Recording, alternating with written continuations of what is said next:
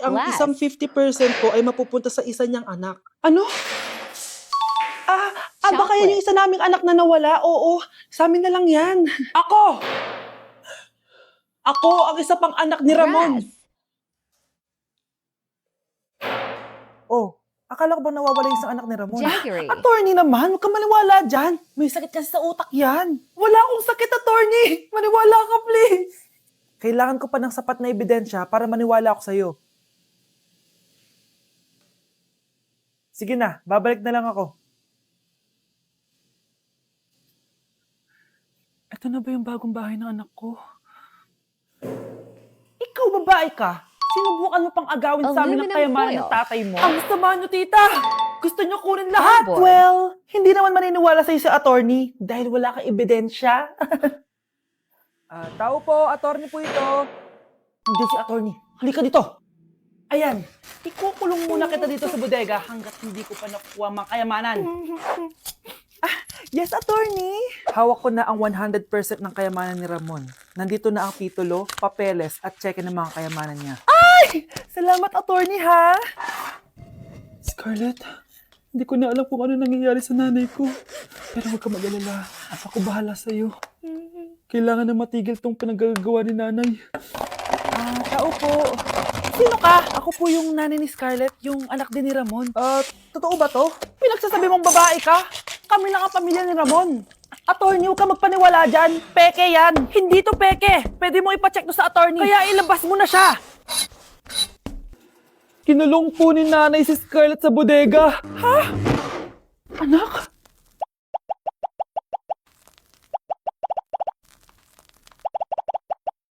Hi guys! So may mga nagre-request sa inyo na ipakita daw namin yung mga childhood pictures namin. So okay, mauna na ako ha.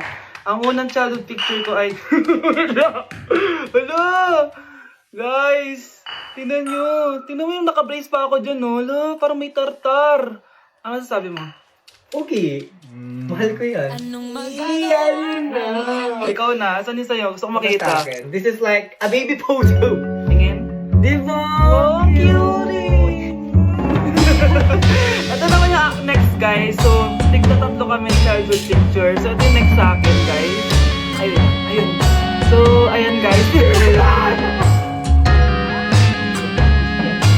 Ako, ayun, no? Next lang po to.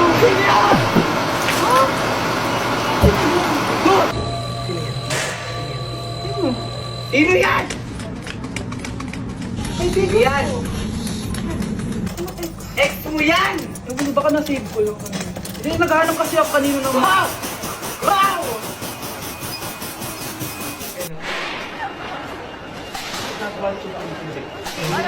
Okay, next na, okay? Banaw! Okay mo. Okay mo. Mas, patingin na natin sa'yo. Mas, hindi ba? Parang...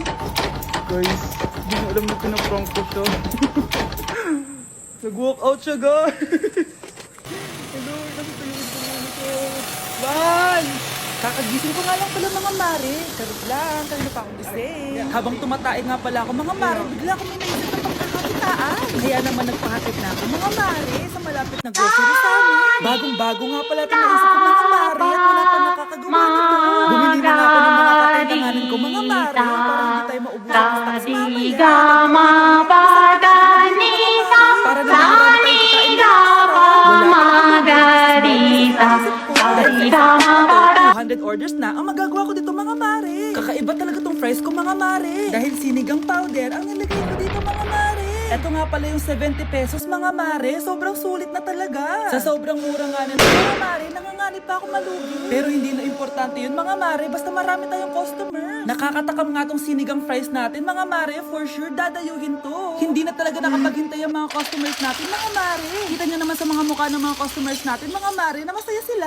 Sobrang nagustuhan nga nila yung sinigang fries natin mga mare. Babalik-balikan daw nila to. Ang saya pala kumita mga mare, lalo na't galing sa dugot pawis. Hala, iba na section ko. Saan yung section 1? Ba't napunta ako dito? Ito na ba yung section 1? Good afternoon, everyone, especially to all of the panelists, advisors, and especially to our co-researchers who attend this virtual conversation. So, good afternoon, everyone. Ibig sabihin po nito ay kabayanihan ng mga Pilipino na isinakripisyo ang kanilang buhay para sa kalayaan ng ating bansang Pilipinas. Huwag lang tayo puro salita.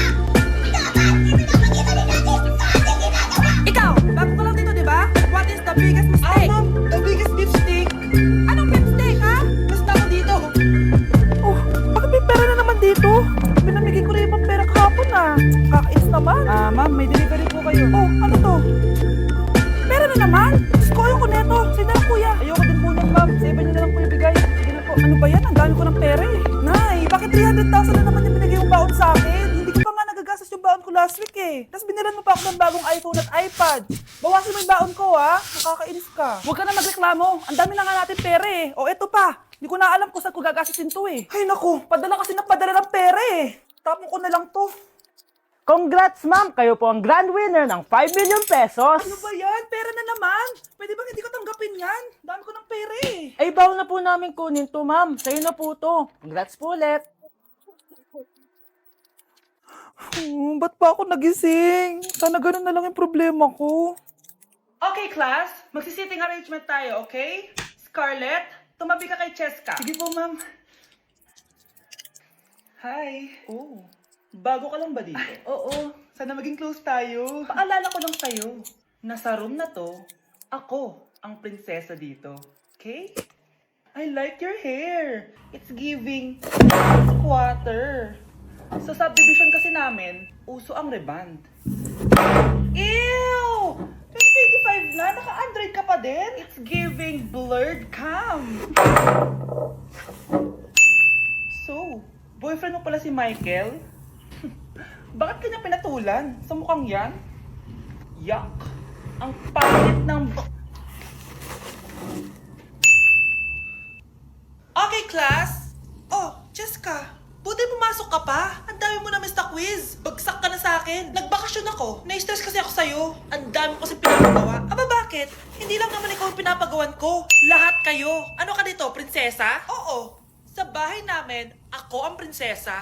Kaya kayong lahat, sumunod kayo sa akin. Pumunta ka sa guidance office. Hindi po, ate. You go to the principal's office. Tandaan mo, kami ang nagpapasahod sa'yo, di ba?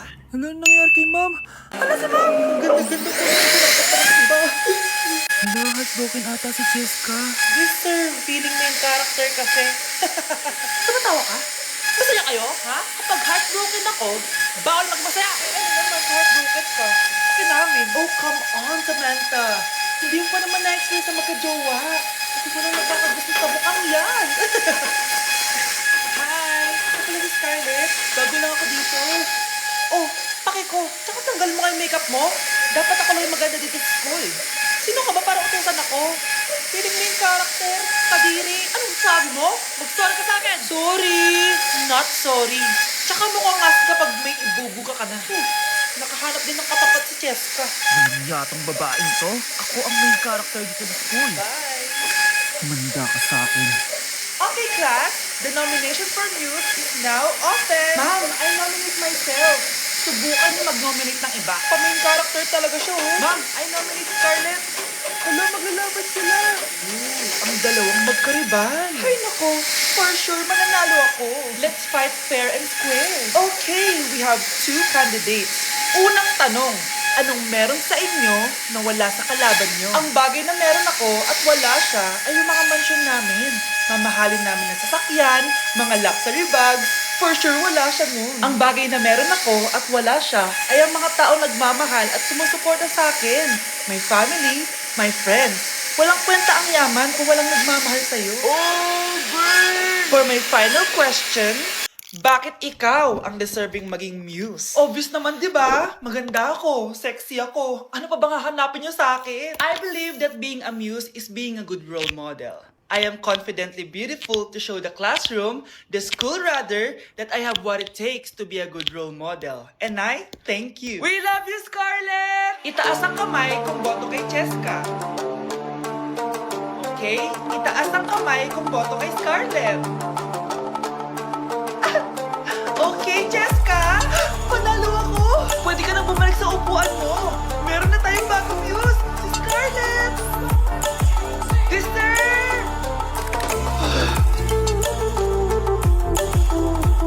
Hello? May ipapatumba ako sa'yo. Okay, class. Mag-discuss ako. Makinig kayo sa akin, ha? Oh, grabe. Ganda ko talaga. Masaya na naman siya, oh. Chumika ka sa akin. Ah, ma'am? Di ba po bawal mag-makeup kapag oras ng klase? Scarlett kasi nag-makeup po. No, pero pag ikaw pwede. Ayo, mamaya na yung makeup na yung Scarlett, ha? Makinig ka sa akin. Oh, di na siya makakapag-retouch. Okay, class.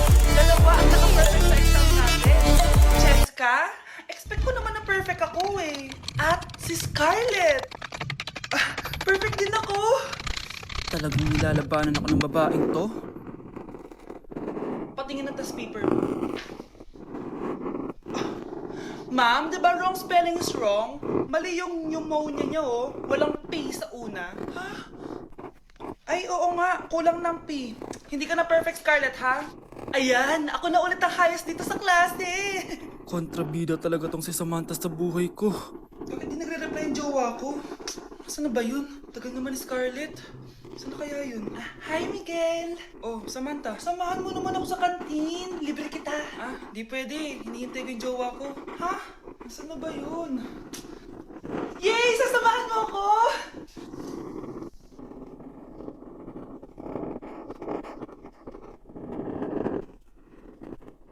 Ha? Wala naman ako sinabi!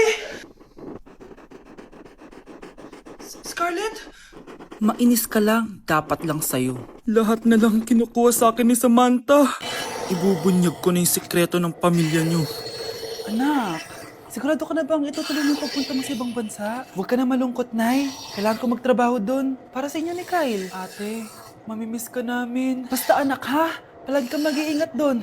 Kapag inaabuso ka nila, tawagan mo lang ako. Ano ka ba, Nay? Think positive lang tayo, ha? Sige na, baka malate pa ako sa flight ko. Bye-bye na, mamimiss ko kayo. Bye, anak. Ah, Nay, tumatawag si ate. Talaga?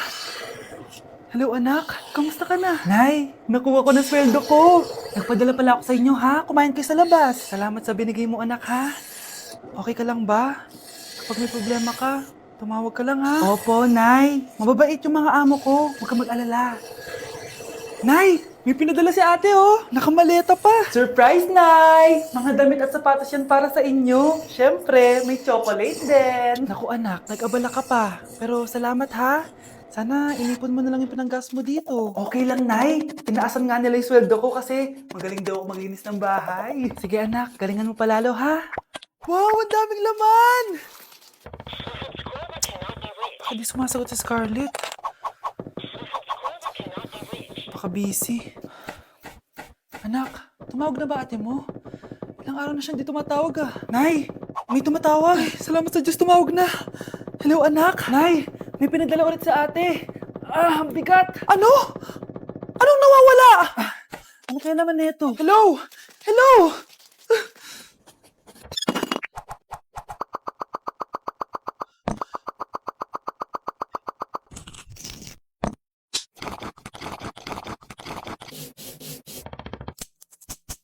Bes, bakit ka absent kahapon? Ah, may pinuntahan kasi ako, Bes. Ano yan? Bakit tinatakpan yung bibig mo? Mabaho ba yung hinga mo? Ano kasi?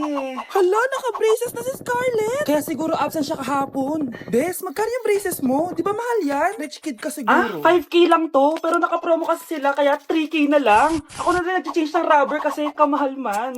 Nandito ba si Scarlett? Ah, present po, ma'am. Anong present? Ayusin mo nga magsalita. Ah, sorry ma'am, di po kasi makapagsalita na maayos. Masyakit po kasi yung braces ko. Ay, wow, kala mo talaga. Anong ginagawa niyo? Over naman sa pakita ng brace. Bes, ano yan? Ba't ganyan ka mag-tiktok?